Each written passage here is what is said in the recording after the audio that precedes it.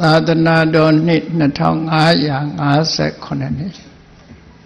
ကောဇာတက္ကရာ1385ခုနှစ်နတော်လာပြီကျော်2ရက်2013ခုနှစ်ဒီဇင်ဘာလ19ရက်မွန်ပြည်နယ်ကြိုက်ထုံမြို့တန္တရာအေးမဟာဗောဓိစေတီဓမ္မမန္တအတွင်ဆင်ကျင်းပပြုလုပ်အပ်သည်တန္တရာအေးမဟာဗောဓိစေတီတော်တတ္တဌာနမူလဌပနာတော်တွင်အလဲဌပနာတော်တွင်အလှမင်္ဂလာအောင်ပွဲအထိတ်အမှတ်ဓမ္မသဘင်အခမ်းအနား၌ဥအောင်နိုင်တော်တန်တမိသားစုတို့၏အမတဒါနဓမ္မဒါနအဖြစ်ဖြင့်ဟောကြားအပ်သောတမလွန်ဘဝအတွက်ကြိုတင်ပြင်ဆင်မှုများအကြောင်းတရားဒေသနာတော်ဒီကနေ့ညဓမ္မသဘင်ခန္ဓာကိုရှေးဘုန်းတော်သခင်ရှင်တော်မြတ်ဖရာ၏မဟာကရုဏာဂုဏ်ကိုအာယုံပြုကာတိကျူဖွဲ့ဆိုအပ်သောဝန္ဒနာပနာမအာတိတဂါထာကိုရွတ်ဆိုပူဇော်ခြင်းဖြင့်စတင်ကြရအောင်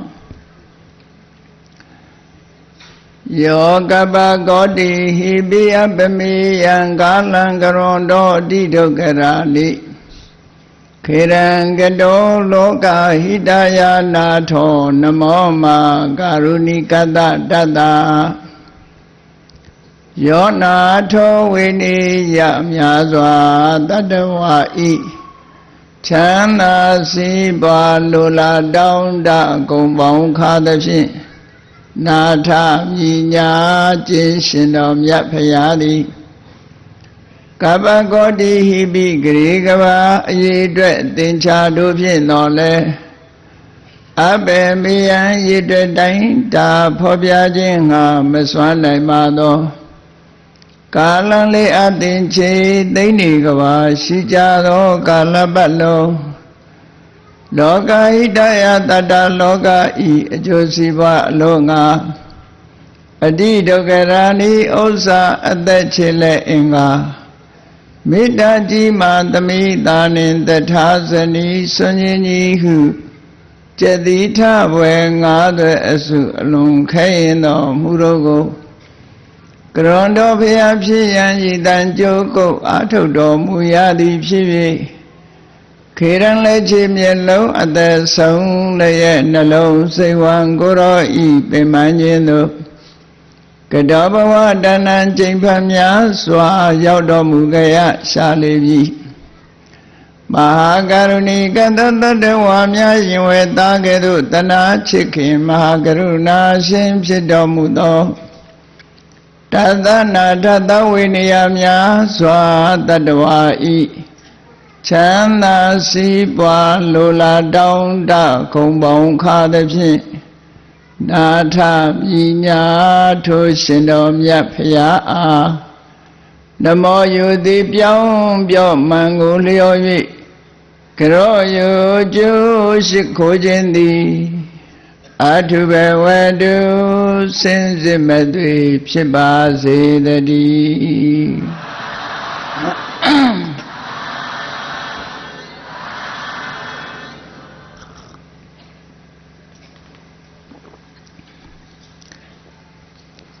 တမလွန်ဘဝအတွက်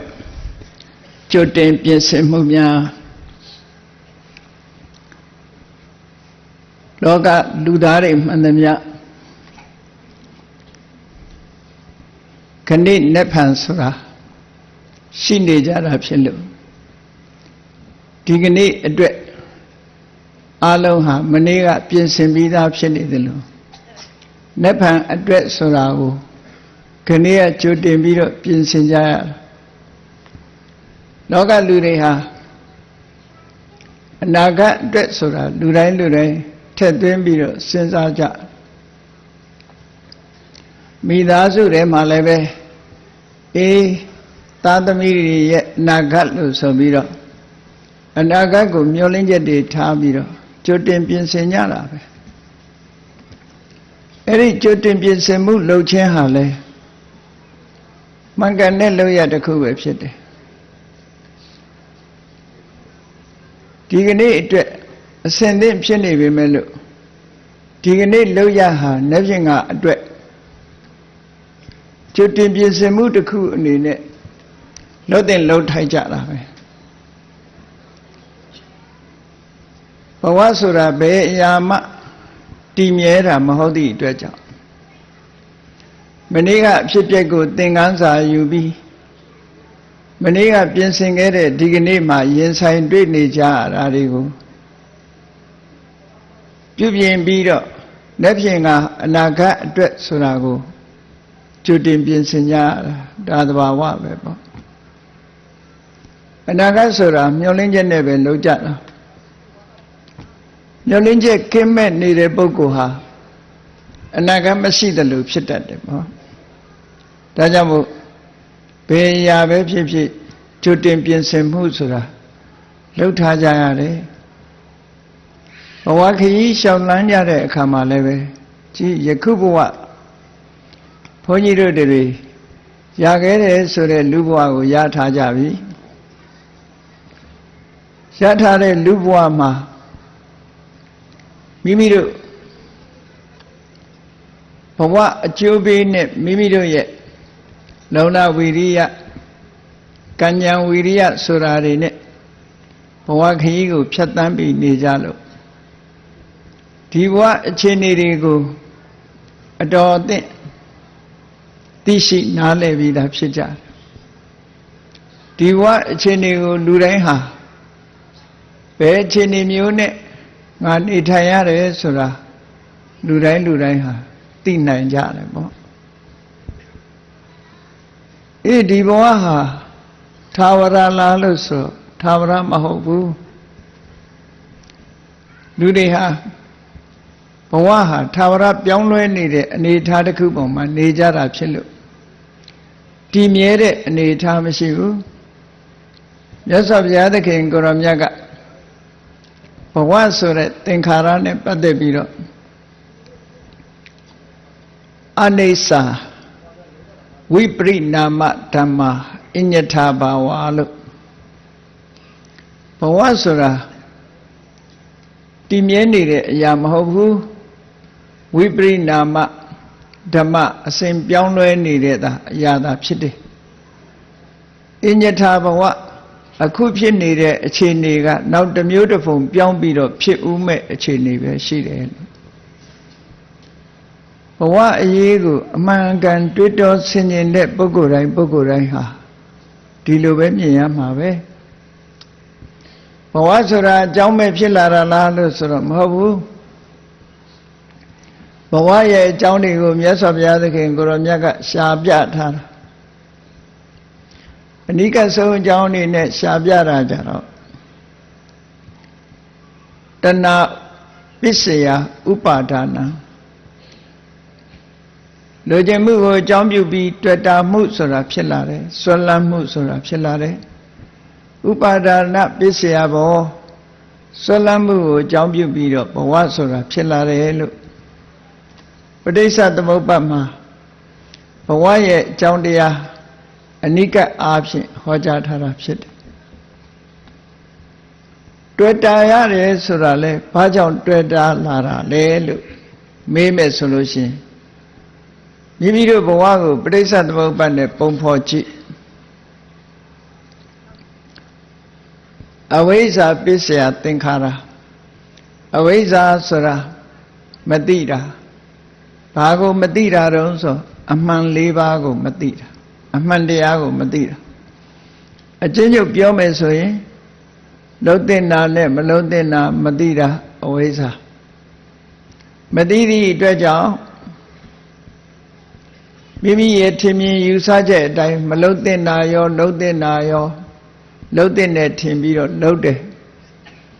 အဲ့ဒါကိုအဝိဇ္ဇာပစ္စယသင်္ခါရအမှန်မသိခြင်းကြောင့်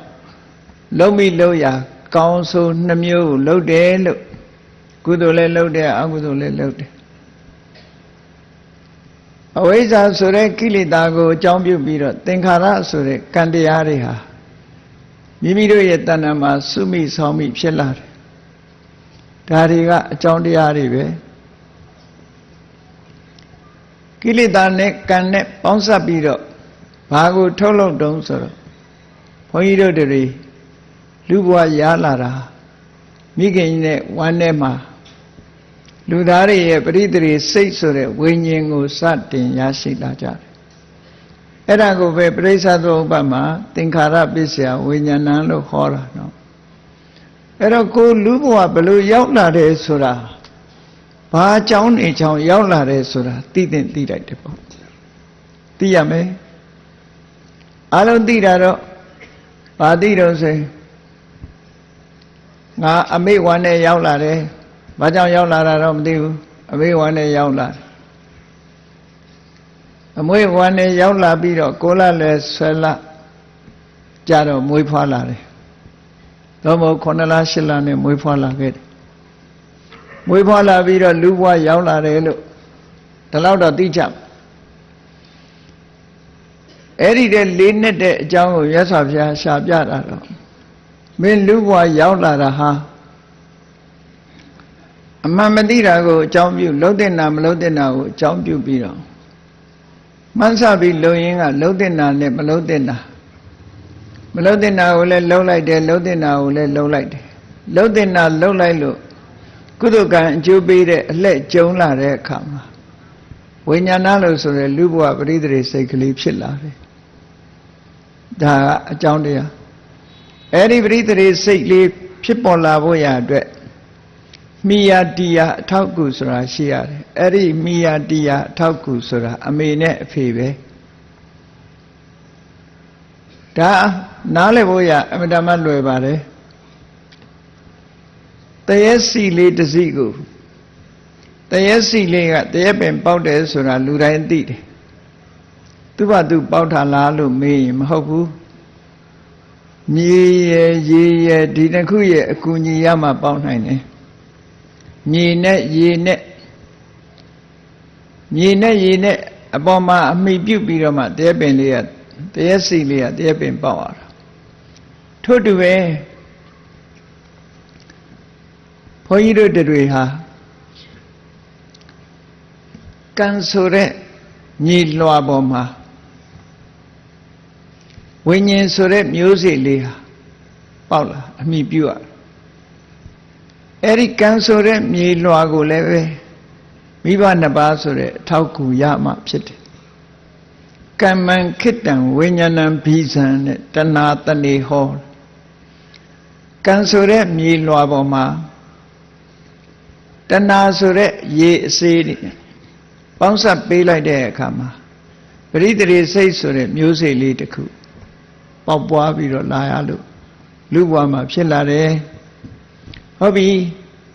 ဝိညာဏဆိုတဲ့မျိုးစေ့လေးက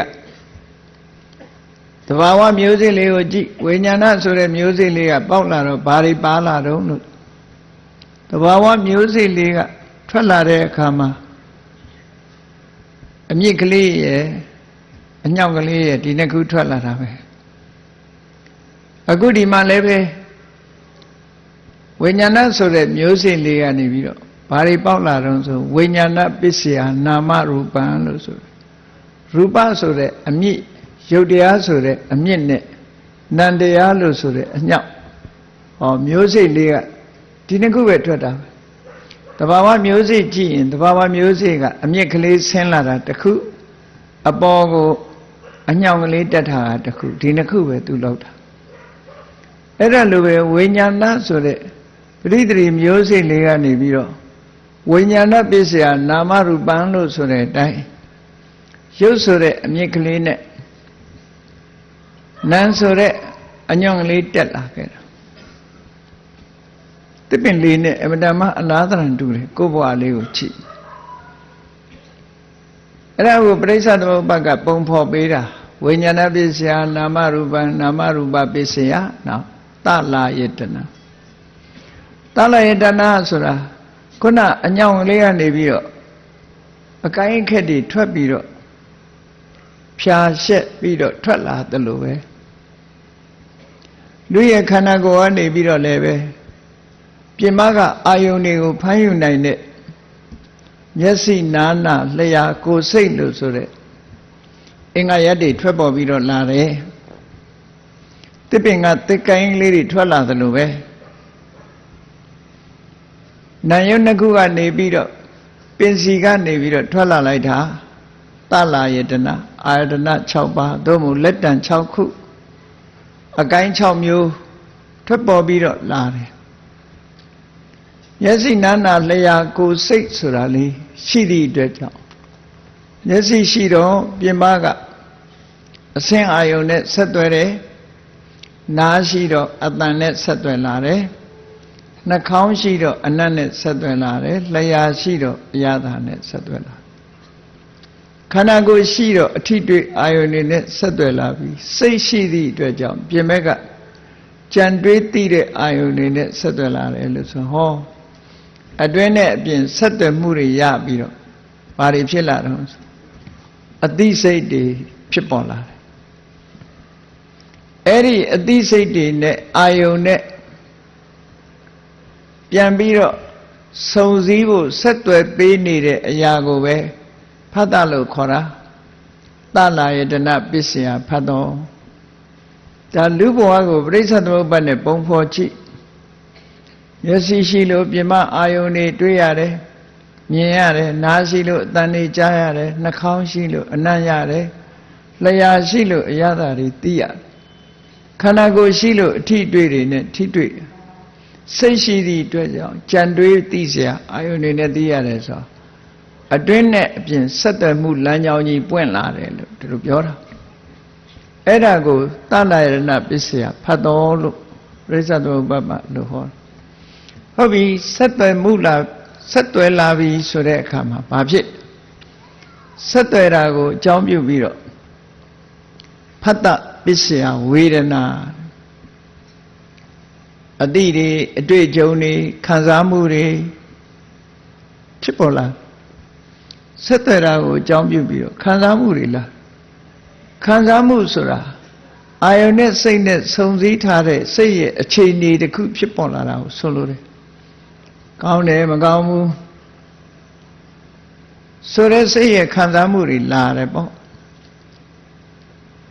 စိတ်ရဲ့အတွေ့အကြုံတွေရလာတယ်ဒါကိုဖတ်တပစ္စယဝေဒနာလို့ပြောတာအဲ့ဒီအတွေ့အကြုံတွေပေါ်မှာမူတည်ပြီးတော့ဘာလာတော့ဆိုကြိုက်တယ်မကြိုက်ဘူးဆိုတာလာတယ်ဝေဒနာပစ္စယတဏှာလို့ကြိုက်เสียအာယုန်နေနဲ့တွေ့လာတော့ကြိုက်တယ်တွေ့တာတယ်တတ်မဲ့တယ်ဆိုတာလားတွေ့တာတယ်ဆိုတာကိုလိုချင်တယ်ဆိုရက်လိုချင်တယ်ဆိုရက်တဏှာကိုအကြောင်းပြုပြီးတော့တဏှာပစ္စယဥပါဒနာဆွဲလန်းတယ်ဆိုတာပေါ်လာပြန်တယ်ဟောဘဝဆိုတာဒါပဲလေပရိစ္ဆေသမုပ္ပါဒ်နဲ့ပုံဖော်ကြည့်လိုက်တဲ့အခါမျက်စိကမြင်ပြီးအတွေ့အကြုံရတဲ့အခါမှာဖတ်တပစ္စယဝေဒနာပစ္စယတဏှာဟောလို့လားတဏှာပစ္စယဥပါဒနာဆွဲလန်းလာတယ်ဆွဲလန်းလာတဲ့အခါကျတော့ဥပါဒနာပစ္စယဘဝရလုံမှုနဲ့အလုပ်တွေလောက်လာပြန်တယ်ဘဝဆိုတာကမ္မဘဝကံတရားတွေကိုတိဆောက်လာပြန်တယ်တိဆောက်ထားတဲ့ကံတွေကြောင့်ခန္ဓာ၅ပါးရလာပြန်တယ်ဥပပတ္တိဘဝဟောဆွဲလန်းမှုကိုအကြောင်းပြုပြီးတော့ကမ္မဘဝတွေလည်းဖြစ်တယ်ဥပပတ္တိဘဝဆိုတဲ့ခန္ဓာတွေလည်းဖြစ်လာတယ်ဒါဘုန်းကြီးတို့တွေရဲ့ဖြစ်ပေါ်နေစေအခြေအနေတစ်ခုပဲဒီဘဝမှာဒီပုံစံနဲ့အခုလာခဲ့ပြီအဲ့တော့ဒီပုံစံကိုဗာနဲ့အဆုံးသတ်မှလဲဆိုတော့ဒီလိုဘဝရှိနေသည့်အတွက်ကြောင့်ဘဝပစ္စယဇာတိမွေးဖွားလာမှုဆိုတာရလာပြီးရင်ခုဘုန်းကြီးတို့တွေဇာတိဆိုတဲ့မွေးဖွားမှုကိုရထားပြီးပြီအဲရထားပြီးတဲ့နောက်မှာဘာတွေလာနေတာတော့ဘာတွေလာအောင်မှာတော့ဇာတိပစ္စယဇရာဆိုတာလာနေပြီမရဏဆိုတာလာအောင်မှာဒီလိုဆိုလို့တယ်နော်အဲ့တော့မရဏပြီးသွားလို့ရှိရင်မရဏရဲ့ဟိုဘက်မှာ ဇာတိပြန်လာမှာအဲ့ဒီမရဏရဲ့နောက်မှာရှိတဲ့ဇာတိကိုပဲတမလွန်ဘဝလို့ပြောတာအခုဒီဘဝအတွက်လုပ်နေကြတယ်နေ့စဉ်နဲ့အမျှမနောကံနဲ့ကြံတွေးလို့ဝစီကံနဲ့ပြောဆိုပြီးကာယကံမြောက်လုပ်နေကြတယ်မနောကံနဲ့ကြံတွေးတယ်ဆိုတဲ့နေရာမှာအကောင်းလဲကြံတယ်အဆိုးလဲကြံတယ်အဆိုးကြံရင်အကုသိုလ်ကံနဲ့အကောင်းကြံရင်ကုသိုလ်မနောကံအဲ့ဒီကြံတွေးမှုကိုအခြေခံပြီးတော့ပြောဆိုလာတယ်ကြံတာကမကောင်းကြံလို့ရှိရင်အပြောကလည်းမကောင်းတာပဲပြောမယ်လှုပ်တာလည်းမကောင်းတာပဲလှုပ်မယ်ကြံတာကကောင်းတာဆိုလို့ရှိရင်ကြံတွေးမှုကအကောင်းဆိုလို့ရှိရင်ပြောတာလည်းအကောင်းလှုပ်တာလည်းအကောင်းဟောအကောင်းနဲ့မကောင်းအကောင်းနဲ့အဆိုဒီနှမျိုးလှုပ်နေကြတယ်ဒီဘဝမနောကံနေစိတ်ထဲကကြံတွေးကြတယ်ဝစီကံနေနှုတ်ကနေထုတ်ပြောကြတယ်ကာယကံနေကိုယ်ရိလက်အောင်လုပ်နေကြတယ်ဒီဘဝလုံနေခြင်းသိဖြင့်လင်အဝိဒီပဋိစ္စသမုပ္ပါဒ်နဲ့တပတ်ပြန်ကြောလိုက်တဲ့အခါကျတော့အဝိဇ္ဇာပစ္စယသင်္ခါရဆိုတာလာနေပြန်တာပဲထပ်ပြီးတော့နော်မသိမှုအဝိဇ္ဇာတွေနဲ့လာနေတာသစ္စာလေးပါးကိုအမှန်မသိသေးသမျှကာလပတ်လုံးအကောင်းကိုဆိုးထင်အောင်မယ်အဆိုးကိုကောင်းထင်အောင်မယ်လုံနေကြအောင်ပါပဲကုသိုလ်လည်းလုံမှာပဲအကုသိုလ်လည်းလုံမှာပဲဟောဝိဇ္ဇာပစ္စယသင်္ခါရအဲ့တော့အခုဘဝလုံနေတာတွေကြောင့်မရဏရဲ့နောက်ွယ်မှာဖြစ်ပေါ်လာမဲ့ဇာတိဆိုတာအဲ့ဒါတမလွန်ဘဝပဲအဲ့ဒီတမလွန်ဘဝအတွက်ကောင်းတဲ့သင်္ခါရဖြစ်မှကောင်းတဲ့ဘဝဆိုတာဖြစ်မယ်မကောင်းတဲ့သင်္ခါရတွေလုံးမိထားလို့ရှိရင်တော့မကောင်းတဲ့ဘဝရောက်လာမှာပဲဒီလိုဆိုတာပေါ့နော်အဲ့တော့ဘုန်းကြီးတို့တွေတဏှာကနေမလွတ်သေးဘူးဆိုလို့ရှိရင်ဘာလုပ်ရမလဲတမလွန်ဘဝအတွက်ကျွတ်တင်ပြင်ဆင်မှုများလုပ်ထားရမယ်မလုပ်ဘူးဆိုလို့ရှိရင်တမလွန်ဘဝကိုမြင်ရလားဆိုမမြင်ရဘူးဒီကနေ့တော့သိတယ်နေ့ဖြင့်ကဘာလဲဆိုတာဘယ်သူမှမသိနိုင်တယ်လို့ပဲသေသည်ချမ်းမဲ့ဆိုတဲ့တမလွန်ဘဝဟာဘာဖြစ်မယ်ဆိုတာသောတာပန်မဖြစ်သေးသမျှပုထုဇဉ်ဘဝစိတ်ချရတဲ့အနေအထားမျိုးမရှိဘူးတမလွန်ဘဝဟာမျက်စိမှိတ်ပြီးတော့6ကဘာကြီးတဲ့ခုံချရလိုက်တယ်လို့ပဲအောက်မှာဘာတွေရှိမှလည်းမသိဘူးမှောင်မဲနေတဲ့6ကဘာကြီးတဲ့ကိုမျက်စိကလည်းမှိတ်ပြီးတော့ဘာတွေရှိမှမသိတဲ့6ကဘာကြီးတဲ့ကိုခုံချလိုက်ရတယ်လို့ပဲတော့မဟုတ်တွန်းချတာကိုခံလိုက်ရတယ်လို့ပဲတမလွန်ဘဝဆိုတာဘာမှလည်းမမြင်ရဘူးဘာမှလည်းမသိရဘူးဘာတွေနဲ့တွေ့ရမှမသိဘူးအဲ့ဒီ6ကဘာကြီးထဲမှာကြားတွေချင်းသေးတွေဆိုတဲ့ရန်သူတွေရှိနေတာလားအစိတ်ပြင်းထန်တဲ့မွေတွေရှိနေတာလား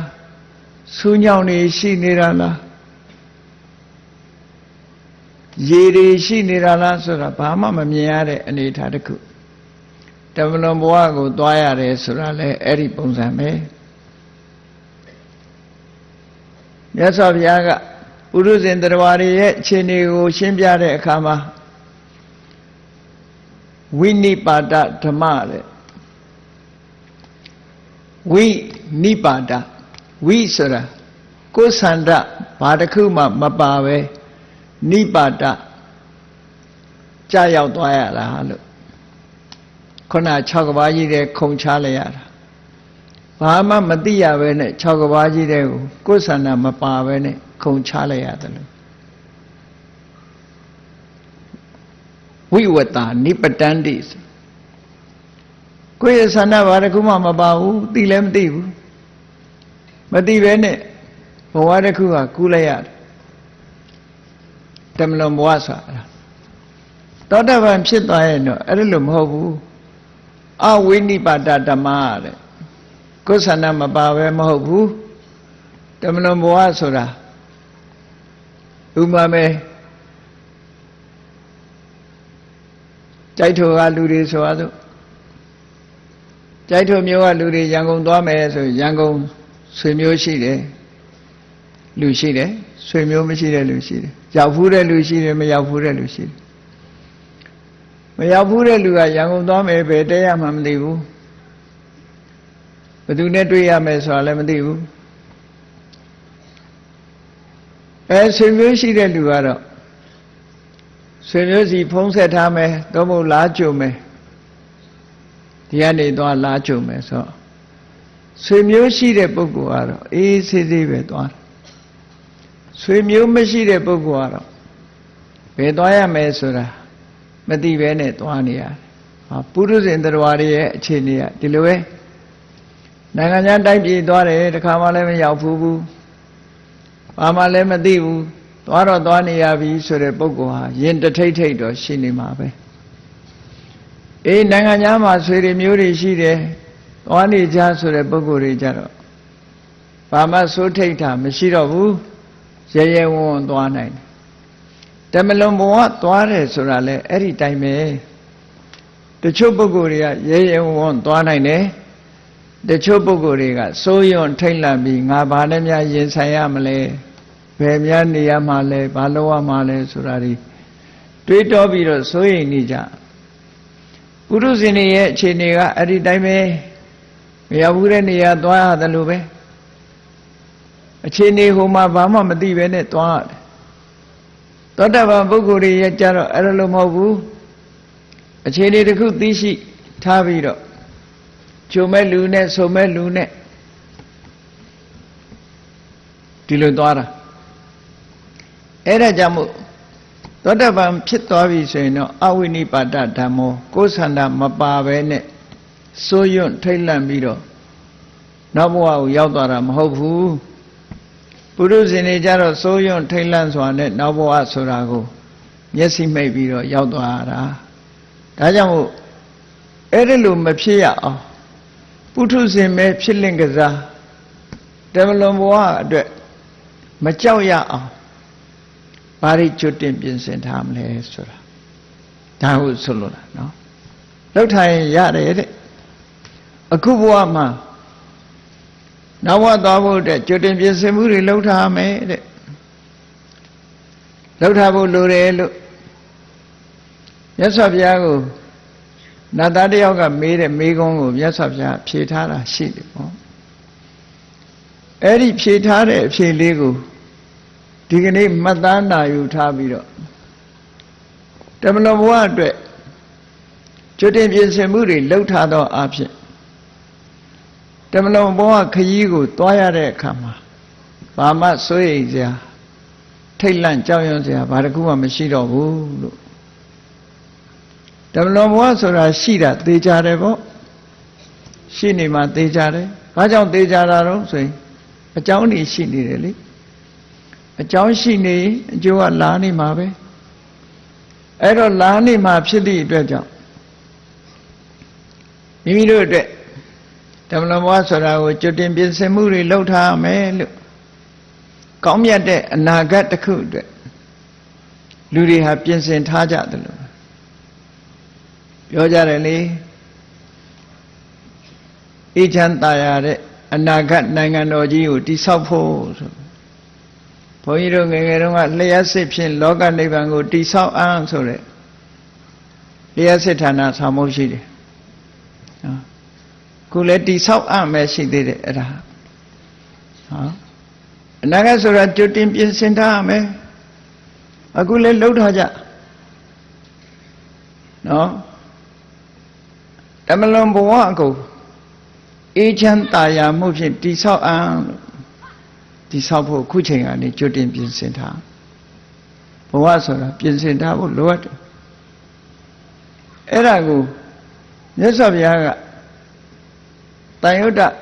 နိကေပါဠိတော်မှာနတ်သားတယောက်ရဲ့အဖြေတစ်ခုအနေနဲ့ဟောထားတာရှိတယ် အဲ့ဒီအမေးဖြေစကားလေးကိုမှတ်သားကြဖို့ပေါ့နော်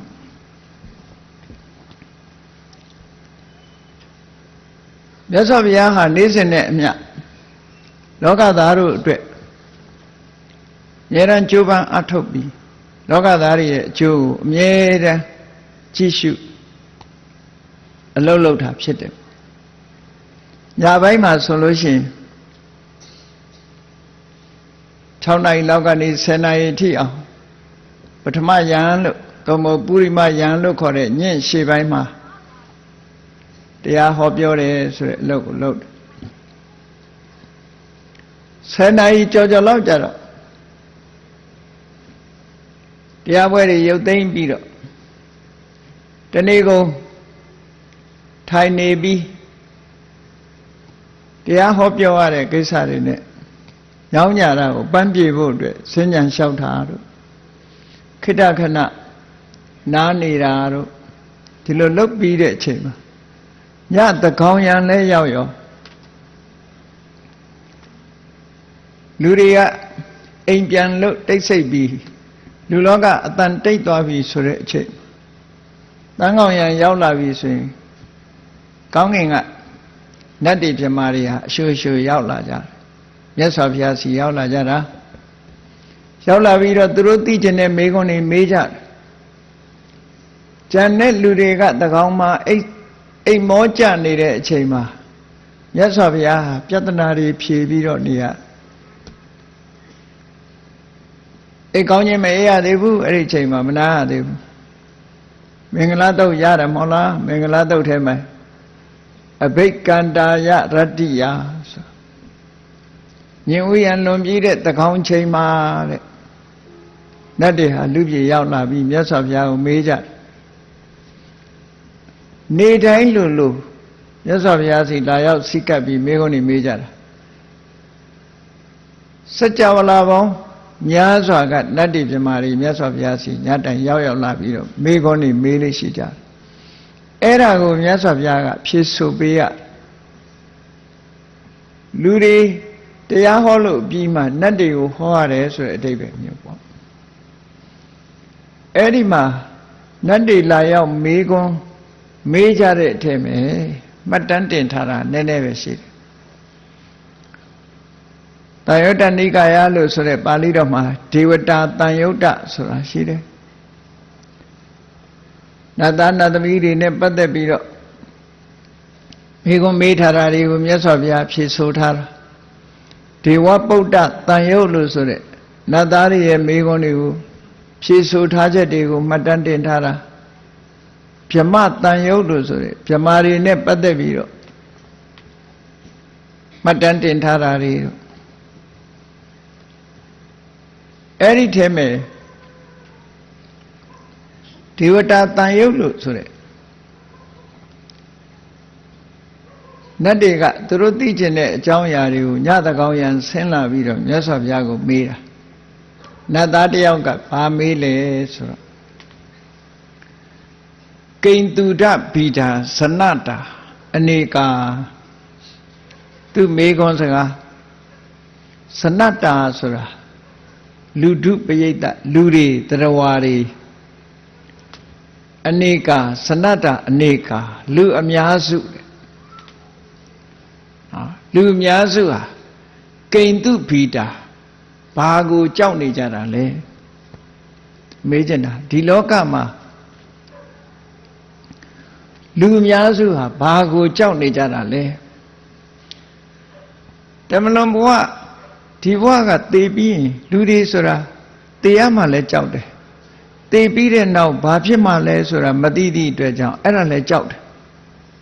လို့ဆိုတာပေါ့ကိုယ့်ကိုမေးကြည့်ပေါ့ပြောကောင်းပြောလိမ့်မယ်ကြောက်ပါဘူးလို့ပြောကောင်းပြောမဲ့လူလည်းရှိမှာနော်မျက်ကန်းတစ်စီမကြောက်အဲ့ဒါတကယ်ကတော့ကြောက်မှာပဲနော်မျက်ကန်းတစ်စီမကြောက်ဆိုတာမသိတဲ့လူကမကြောက်ဘူးလေမကြောက်ဘူးလို့ပြောရင်မျက်ကန်းတစ်စီမကြောက်ပဲသိကြတယ်တမလွန်ဘုရားမကြောက်ဘူးဆိုတဲ့လူဟာ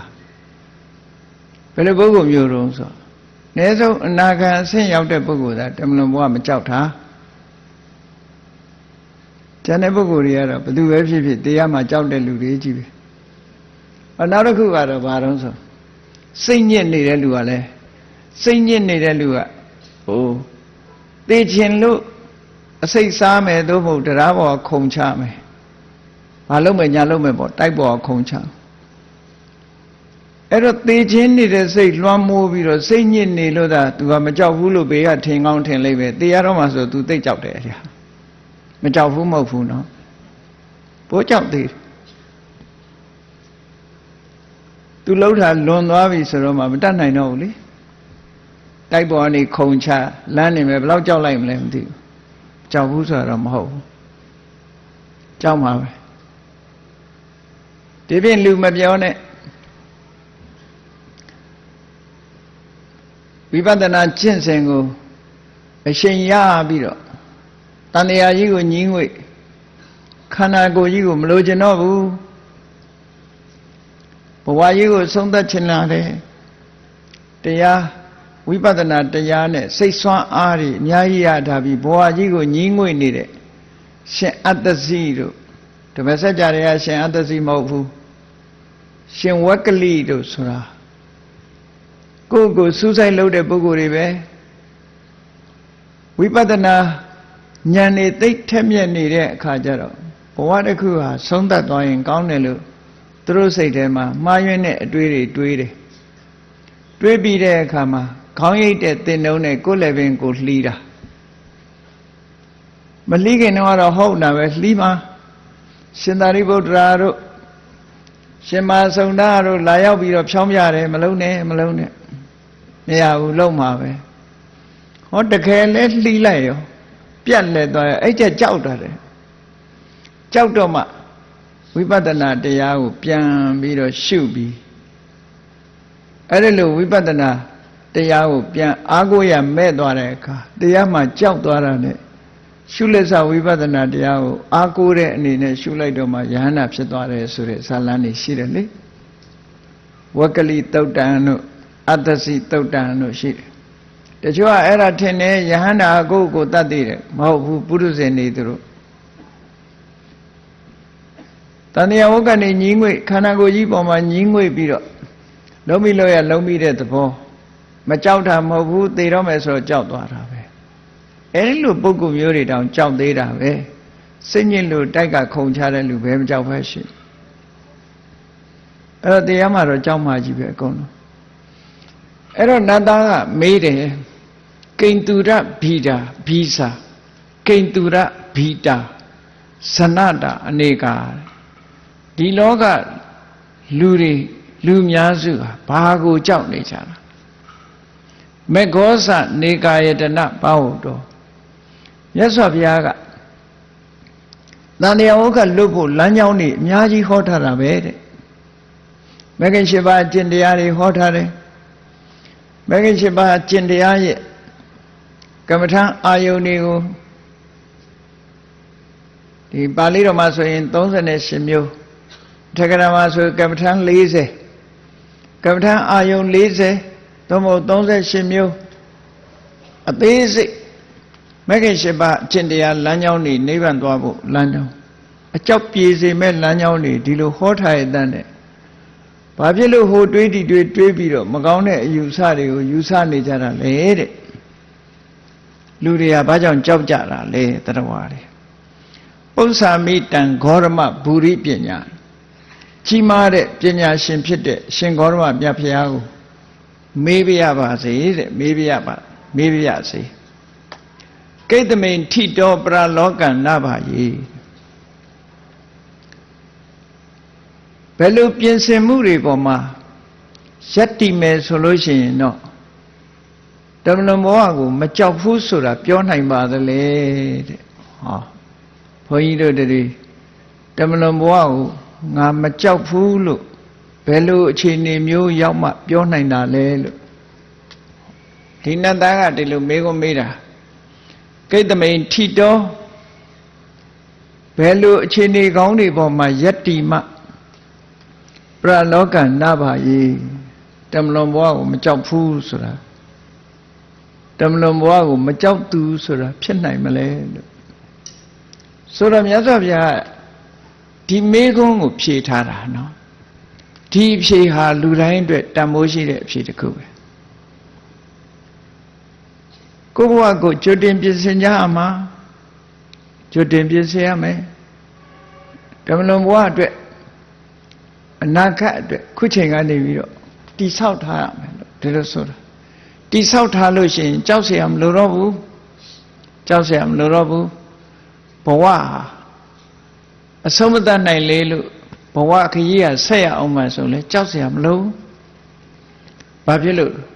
အာကိုးเสียတွေကိုမှရှိနေတယ်လို့ဒီလိုဆိုတာပေါ့ရသော်ဘုရားကအခြေခံအနေစပြီးတော့ပါရီဟောတုံဆိုဝါသမနင်္စပဏိဓာယတမ္မာဝါစာဆိုတာအပြောအဆိုမနဆိုတာစိတ်နေသဘောထားပဏိဓာယတမ္မာကိုယ့်ရဲ့စိတ်နေသဘောထားမှန်မှန်ကန်ကန်ရှိဖို့ရဲ့အပြောအဆိုတွေမှန်မှန်ကန်ကန်ရှိဖို့ရဲ့ဟာဒီနှစ်ခုပါအရေးကြီးတယ်လောကလူတွေကစိတ်နေသဘောထားကလည်းမမှန်ကန်ကြဘူးလေအပြောအဆိုတွေကလည်းမမှန်ကြဘူးစိတ်နေသဘောထားမှန်ကန်စွာထားတယ်ဆိုတာသူများကိုသူများရဲ့အကျိုးစီးပွားကိုလိုလားတဲ့စိတ်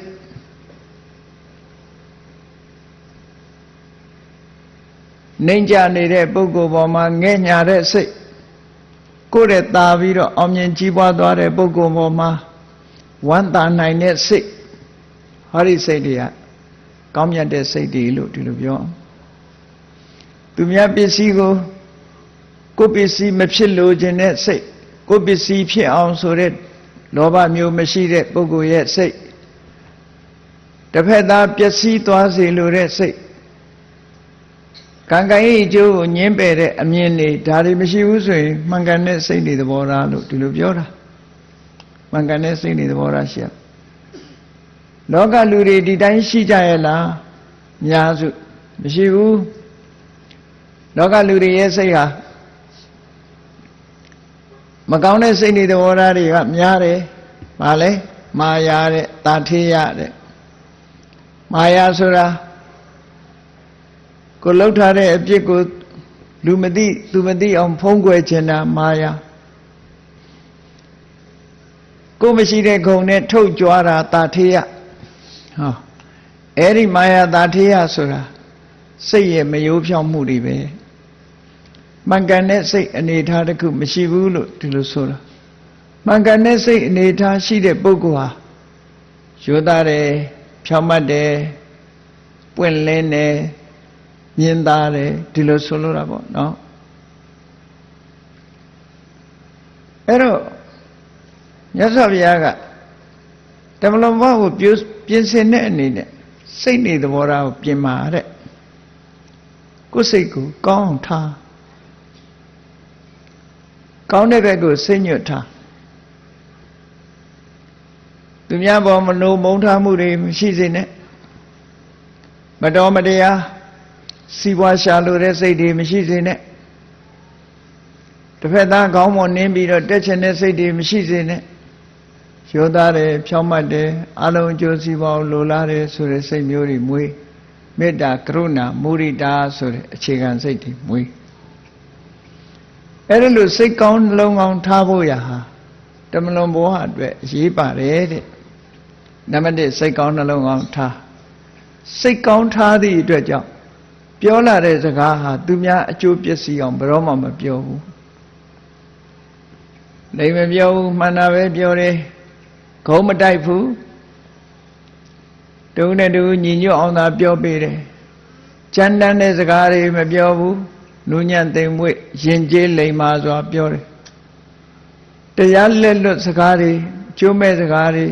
အကျိုးစီးပွားကိုပျက်စီးစေတဲ့စကားမျိုးတွေမပြောဘူးလို့ဆိုဟောဝါစံပဏိဓာယတမ္မာတဲ့နှုတ်ကိုလည်းပြင်ဆင်ထားတယ်စီကံထားတယ်အဲ့ဒီလိုပြင်ဆင်ထားတယ်မှန်တာပဲပြောမယ်မမှန်တာမပြောဘူး အကျိုးရှိတာပဲပြောမယ်အကျိုးမရှိတာမပြောဘူးပြောတဲ့အခါမှာပြောမယ်မပြောတဲ့အခါမပြောဘူးပြောပြီဆိုလို့ရှိရင်လည်းယဉ်ကျေးစွာပြောမယ်ရိုင်းဆိုင်စွာမပြောဘူးပြောပြီဆိုလို့ရှိရင်လည်းမေတ္တာစိတ်နဲ့ပြောမယ်ဒေါသနဲ့မပြောဘူးလို့ဆိုဟောဒါကနှုတ်နဲ့ပတ်သက်ပြီးတော့ကောင်းအောင်ပြုပြင်ထားတာဟောပထမဆုံးအချက်ကိုမြတ်စွာဘုရားဝါစံမနင်စပဏိဒါယတမ္မာရှင်းဥစွာကိုယ်စိတ်လေးကိုကောင်းအောင်ထားပါတဲ့စိတ်ကောင်းနှလုံးကောင်းရှိအောင်ပြင်ပါပြီးတဲ့အခါကျတော့အပြောဆိုပြင်ဆင်ပါလို့ဒီလိုပြောတာနော်ပြီးတော့ဆက်လောက်ရမှာပါတော့ကာယေနပါပါဏိအကုပ္ပမနောကိုယ်ဒီလက်ရောက်ဘာအကုသိုလ်မှမလုပ်နဲ့တဲ့ကာယကံမြောက်ပဲအကုသိုလ်မှမလုပ်နဲ့ကာယကံမြောက်အကုသိုလ်တွေမလုပ်နဲ့ရှောင်ကျင်လိုက်ပါအဲ့တော့ဒါကဘာကိုပြောတာလဲဆိုကိုကျင့်သီလနဲ့ပြည့်စုံဖို့ပြောတာမြတ်စွာဘုရားကာယကံနဲ့ဝစီကံထိမ့်သိမ့်တာကိုကိုကျင့်သီလလို့ခေါ်တယ်သီလကစိတ်ကိုတော့မထိမ့်နိုင်ဘူးတမာတိကမှစိတ်ကိုထိမ့်တယ်အဲ့တော့ကာယကံနဲ့ဝစီကံကိုထိမ့်သိမ့်လိုက်တယ်တရားပွဲအစမှာခုနဆောက်တည်လိုက်တယ်လေအာနာတိပါတာအာဒေနာဒါနာကာမေတုမေသစာရာဒါထိမ့်သိမ့်တာမုတာဝါဒနှုတ်ကိုထိမ့်သိမ့်တာသူရမေရယအာရုံကိုထိမ့်သိမ့်လိုက်တာဒီလိုဆိုလိုတာပေါ့ကိုကျင့်သီလကောင်းအောင်ပြင်ဆင်လိုက်တယ်အဲ့ဒီပြင်ဆင်မှုဟာတမလွန်ဘဝအတွက်ကြွတင်ပြင်ဆင်မှုပဲဖြစ်တယ်ခုဘဝလုံနေတာကြွတင်မှုပြင်ဆင်မှုတာမန်လုံရုပ်လုံစင်မှုလှုပ်ထာမျိုးမထားပဲမဟုတ်စေပဲတကယ်ကိုအနှစ်သာရရှိရှိအလေးနဲ့ထားပြီးတော့လုပ်ဖို့အာဘတိလာစောင့်တည်လိုက်တဲ့အချိန်မှာစောင့်တည်တဲ့ကုသိုလ်တော့ရတယ်မေ့ထားလို့ရှိရင်တော့အတိုးမတက်တယ်လို့ပဲမကြာခဏငါးပါးသီလကိုဆင်ញင်လို့ငါပဲသီလများချိုးဖောက်မိတယ်လဲဆိုတာကိုယ့်ကိုယ်ဆင်ញင်သုံးသပ်ပြီးချိုးဖောက်မိရင်မချိုးဖောက်မိအောင်တတိထားမချိုးဖောက်မိဘူးဆိုလို့ရှိရင်ဝမ်းသာကြည်နူးတဲ့စိတ်နဲ့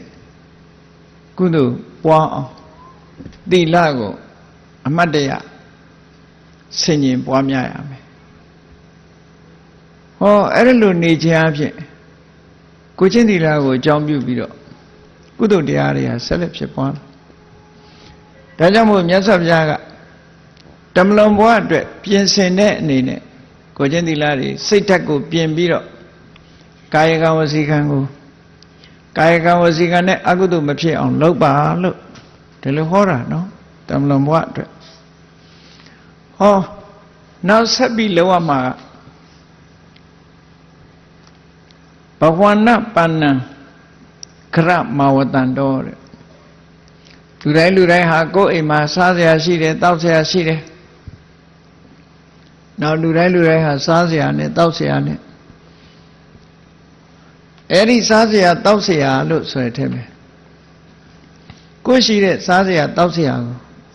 ငါတယောက်တည်းသာစားမယ်တောက်မယ်ဆိုတဲ့စိတ်ဓာတ်ကိုမမွေးပဲနဲ့စားရမယ်မဲ့တောက်ရမယ်မဲ့ဖြစ်နေမဲ့ပုဂ္ဂိုလ်တွေကို share လုပ်ပေးလို့တဲ့မွန်မြတ်တဲ့စိတ်နေသဘောထားတွေမွေးရမယ်ဒီလိုပြောတာနော်အလူဒါနလုပ်လို့ဆိုလိုတာပေါ့အဲ့ဒီလူဒါနလုပ်ဖို့အတွက်တတ်တော်စိတ်ကကြည်နူးတယ်စိတ်ဝင်စားတယ်စိတ်ကြည်နူးမှုရှိတယ်ယုံကြည်မှုရှိတယ်လောကလူတွေဟာလှုပ်တယ်ဆိုတာယုံကြည်မှလှုပ်တာလေအဲ့ဒီယုံကြည်မှုဆိုတာမြတ်စွာဘုရားရဲ့အသိဉာဏ်ကိုယုံကြည်တယ်မြတ်စွာဘုရားကဆုံးမထားတဲ့ဆုံးမစကားတွေကိုယုံကြည်တယ်ဒါလို့ရင်မကောင်းကျိုးဖြစ်တယ်ဆိုတာလည်းယုံကြည်တယ်ဒါလို့ရင်ကောင်းကျိုးချမ်းသာရတယ်ဆိုတာလည်းယုံကြည်တယ်အဲ့ဒီယုံကြည်မှုသည်လှုပ်ဆောင်မှုအတွက်လမ်းဖွင့်ပေးတာပဲဒါကြောင့်မို့ယုံကြည်မှုဆိုတဲ့မုတ်ဦးရှိမှဉာဏ်နဲ့လှုပ်ဆောင်မှုတွေဟာဖြစ်ပေါ်လာမှာဖြစ်တယ် ဒါမို့တတ္တောတနည်းအားဖြင့်ပြောမယ်ဆိုရင်ကုသိုလ်ရေးစိတ်ဝင်စားတာတတ္တောတရားတရားရှိရတရားတရားရှိသူရဲ့အမှတ်လက္ခဏာတွေနဲ့ပတ်သက်ပြီးတော့မြတ်စွာဘုရားဟောထားတဲ့သုတ္တန်တစ်ခုမှာတရားတရားရှိသူဆိုတာဘယ်လိုပုဂ္ဂိုလ်မျိုးကိုခေါ်ရလဲလို့မေးမယ်ဆိုတဲ့အခါမှာအဖြေကသူတော်ကောင်းတရားကိုကြားသူတော်ကောင်းတရားကိုကြားနာလိုတယ်ကိုကျင့်သီလနဲ့ပြေဝတဲ့ပုဂ္ဂိုလ်တွေကိုတွေ့ဆုံဖူးမြော်လိုတယ်ကိုကျင့်သီလနဲ့ပြည့်စုံတဲ့ပုဂ္ဂိုလ်တွေကိုဖူးမြော်လိုခြင်းသူတော်ကောင်းတရားကိုကြားနာလိုခြင်းကိုရှိတဲ့အရာအများနဲ့ခွဲဝေသုံးစွဲလိုခြင်းလို့ဆိုတဲ့အဲ့ဒီအခြေအနေ၃ရပ်နဲ့ပြည့်စုံတဲ့ပုဂ္ဂိုလ်ရဲ့ပုဂ္ဂိုလ်ကိုတရားတရားရှိတဲ့ပုဂ္ဂိုလ်လို့ဒီလိုမှတ်သားရတယ်ဒါလို့ဆိုတာပေါ့တရားတရားရှိပြီဆိုရင်အဲ့ဒီအခြေအနေတွေဖြစ်တယ်ဘယ်ပုဂ္ဂိုလ်အကျင့်ကောင်းတယ်နေကောင်းတယ်ထိုင်ကောင်းတယ်ဆိုရင်ဖူးခြင်းတယ်တွေ့ခြင်းတယ်ဆုံစည်းခြင်းတယ်ဘယ်မှာတရားပွဲရှိတယ်ဆိုရင်နားခြင်းတယ်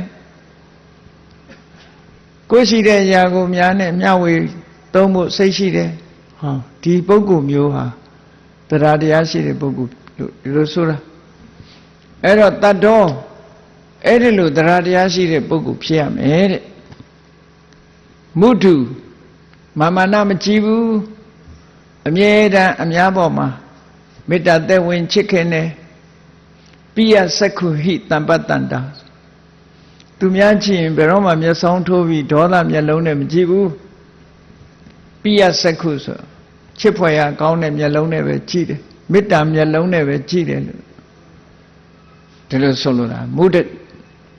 စိတ်ဓာတ်နုညံ့နဲ့ပြောပြောနေစိတ်ဓာတ်ညံ့တာကိုပြောတာမဟုတ်ဘူးเนาะစိတ်ဓာတ်ထဲမှာဟိုအင်တန်မှစိတ်သဘောထားကောင်းတယ်လို့ဆိုလိုတယ်တံဝိภาခိကိုရှိတာကိုခွဲခြားဝေဖန်ပြီးပေးဖို့မိသားစုဆိုလဲမိသားစုအတွင်းမိတ်ဆွေသင်္ကားတွေကြားမိဘဆွေမျိုးတွေကြားခွဲခြားဝေဖန်သုံးစွဲလိုတဲ့စိတ်ရှိတယ်ဝဋ္ဌိညူအလှခံပုဂ္ဂိုလ်ရောက်လာလို့ရှိရင်လေနည်းနည်းဖြစ်ဖြစ်လှူတယ်လှူခံပုဂ္ဂိုလ်တိခါမှာဆိုတဲ့ဆိုင်းဘုတ်လည်းမရေးဘူးခွေးကြိုက်တတ်သည်ဆိုပြီးတော့လူမလာအောင်လည်းမလုပ်ဘူးနော်တချို့ကြတော့ဒီပါဇက်ကထုတ်ပြောတဲ့အနေနဲ့အလှခံခြင်းတိခါမှာလို့တောင်ရေးလိုက်သေးတယ်နော်အလှခံတာကိုတိခါမှာအလှမခံရဆိုတဲ့အဓိပ္ပာယ်ပေါ့နော်မြတ်စွာဘုရားကတော့ကိုလူချင်းမှလှူတာလေအများကြီးလှူရမှာမဟုတ်ဘူးလှူခံလာရင်နည်းနည်းဖြစ်ဖြစ်လှူလိုက်ပါလို့ဆိုလိုတယ်ဝဋ္ဌိညူတဲ့တောင်းခံလာတဲ့ပုဂ္ဂိုလ်ရှိလို့ရှိရင်ကိုတတ်နိုင်တဲ့တော့အတိုင်းအတာတစ်ခုရလှူလိုက်ပါဘုရားဘာသာထွန်းကားခဲ့တဲ့သီရိလင်္ကာနိုင်ငံတီဟိုချွန်းကလူတွေငယ်တော့ကြားဘူးတယ်တီဟိုနိုင်ငံမှာအခုတော့ဆွမ်းခံတာတိတ်မရှိဘူးအရင်တော့အဲ့လိုဆွမ်းခံလို့ရှိရင်တဲ့လူတွေဟာဘာပဲဖြစ်ဖြစ်အိမ်ရှိတာကိုထားလှူတာတခုတော့လှူလိုက်တာပဲနော်ကျက်တုံဥရှိကျက်တုံဥထားလှူလိုက်တာပဲအာလူသီရှိအာလူသီထားလှူပဲရှိပဲထားလှူလိုက်တာဟင်းချက်တာမှမဟုတ်ဘူးတခုတော့လှူတယ်လို့ပြောဘာမှမရှိလဲပန်းလှူတယ်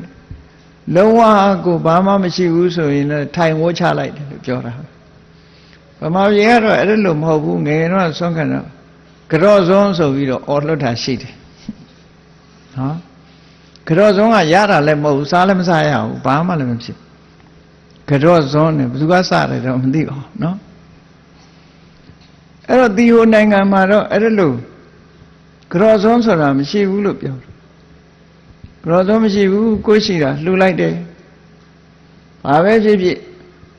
အဲ့ဒါဟာဝရညူလို့ဆိုတဲ့မြတ်စွာဘုရားရဲ့အဆုံးအမတစ်ခုပဲအလူကံပုဂ္ဂိုလ်ရဲ့စကားကိုသိတယ်ကိုတတ်နိုင်တဲ့လောက်လှူတာပဲလေအဲ့တော့အလူခံမဲ့ပုဂ္ဂိုလ်တွေအိမ်ပေါက်ရောက်လာတယ်ဆိုရင်လှူတယ်တတ်နေတဲ့ဒါကိုဆိုလိုတာ Tato Mudu Tanwipaki What in you? The Radiashiyame Signalo, Pio Bione Buku Fiame, Tanwipaki, Quecha Wivane Buku Mufiame, what in you? La Yao Donkan, Lucan Lucian, Piame, so that the bobo, no, Tide, so Titate, the solo. Alum Bolado, the Legu, 82 Tamedu, Satudu, 82 Tamedu, Tito Satudu, Titama Lemu Poma, Shati Nede Pogo, Akulu Yichin Ishide Pogo, Tidiari Chendoni de Pogo, Tame Tito Praloga Nabaye, Tamal Lanyamo Yati Nede Pogoa. Loka dress so in the Mama Shibabu. Jutin Piensembi de Bogo Website look. Yes of Yaga, Arina Dao to look Hogeta. Namade Saita Kayame, Saita Piame, Namane Kayagan Wasiga, Gojendi Lasham. Namado Tata, Namale Saita Nunyamu, Namanga Yayama. Quecha Biro, we van Quecha that day. We van Quecha is Rababio, Goyala Rebisiu, Go Sare, Go Mibari, Juide, Go Ema, Midazu, Juide, Quecha Biro, don't beauty. Meswe Dengario, Quecha Biro, don't beauty, Tana Gamu Lode, Tilo Solora. Era would down we back, he look on it. Yes, of ya, Dodani, my shin hotare, Adanan, Ducati, Pinedi, Shatare, Pisiosa, Godre, Chana on Tare, Dudia, Miwari, Chana on Tare, Tadia, Midazu, Chana on Tare, Stota, Meswe Dengari, Chana on Tare, Pinsama, Tanagamuri, Lode, Dago, Tanwipaki, look on. What in you? Cosilla, Tonkan La Lucian, no. Alada Machibu, Kotana in the Mia. Tewin, Ludan like the Luso. Eri Tamari Boma, Yati needed Bogua. Temulon Loka, Comia de Temulon Loka, Anaga, Kaune, Pawa, Anagataku, Piensemida Chiba. Daja will do that. Anaga Pawa, Pama, so tasty, Amishibulu. Yes, of Yaga, the Gauyan chain Laya made it Nadago, Akulu, Pijala Tapsibale, a Dajamu, dear chicken, the Rosembre that Bono. Tamalombo what? Chutin Piensen Mumia, so that tea chetiha. Mimi, Adesiari, Chitty Dredja. Mimi do Danama Dari, she the Lam Shivula, singing Sinza. She be so Kaimao. Select Chendomiro, Mashi Devu Solution, Kuchinga, Shia, Jotin Pinsayama, Pede, Damadale, Tamalomoasore, Anagaha, Kaumone, Anagapsimalu, Tilu, Madana Ujabi, Buddha Miaswaye, Soma, Dai, Laina, Chendon Nanya, Pase on the D.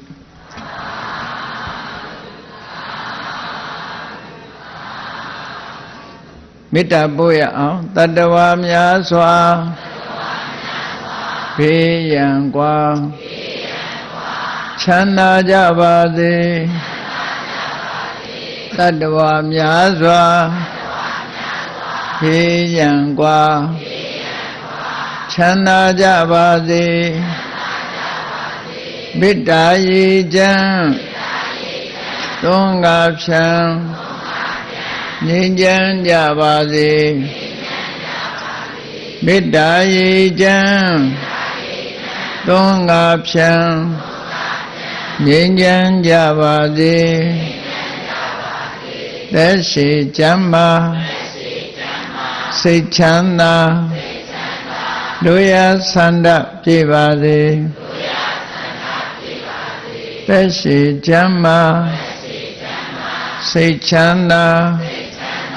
Luya Sanda Jivadi ဟုံလန္တာဒုက္ခပင်ကစားမေတ္တာပုံနေတုသင်္ကမမနောတရတိတဗေတံဘဝယန္တုဒုက္ခန္တကမေတ္တာပုံနေတုသင်္ကမစုပေါင်းပုအပ်မေတ္တာတဟုရောင်ယူပါဝင်ငွေလာမင်းနှင့်ရောင်ခြင်းရှဲယုံပေါင်းဆောင်ရခြင်းကြောင့်တဗေတံကျွမ်းမဲ့ဥဒ္ဒုံလုံးစုံများစွာတတ္တဝါတို့ဤ